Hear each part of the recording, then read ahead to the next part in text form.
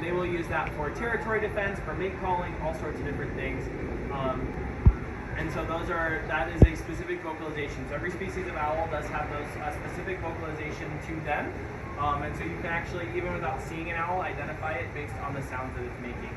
And that's true of actually a lot of different birds. You can identify most birds by their bird call even without seeing them.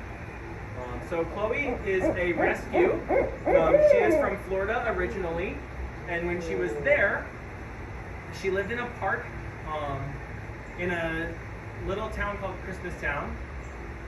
And at this park, she learned that eating people food was a lot easier than trying to catch her own food, which was better for owls. So she started going down during the day, and she would take food from people.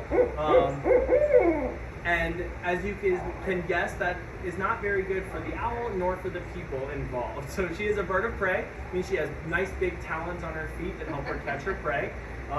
So she was going down and using those to grab onto hot dogs, peanut butter and jelly, grilled cheese sandwiches, all sorts of stuff like that.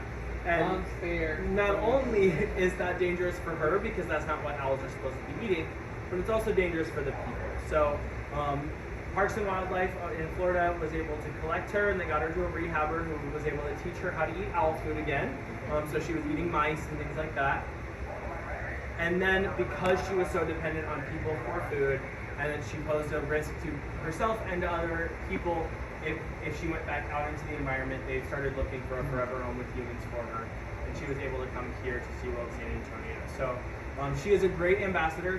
One of my favorite things about her, she's super patient. So she is the first bird of prey that I've ever interacted with. And she's been a great teacher for me on how to interact with them and how to learn their body language and read their movements and things like that. She just seems to love people watch, check people out. As you can see, she likes to show off her vocalizations when people come by. She's got all kinds of cool stuff that she does, so she's really neat.